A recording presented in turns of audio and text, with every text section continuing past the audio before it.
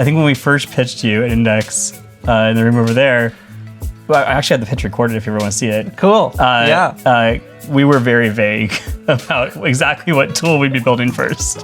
And the reason for the vagueness was not like anything malicious, it's like we didn't know. Right. And so I think we had this very broad vision of we're going to do photo editing and we're going to do design, and we're going to do computational photography, we're going to do sort of raster manipulation and compositing, illustration. It was like we wanted to do all the things. Right. And I think we started to go build it and realized, whoa, doing all the things at once is really hard.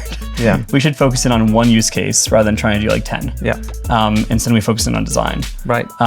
So I think maybe that was like the first board meeting was, and we're focusing. Yes. But the original pitch was very broad. Okay, so maybe I was seeing what I wanted to, or hearing what I wanted to hear in that first pitch. No, I think the first few years of the company, you were well ahead of us in terms of like, here's the opportunity. I remember one phone call where you called me and you're like, Dylan, sometimes I think that I'm more excited about your market opportunity than you are. And I was like, cool, can you articulate why? I do remember that.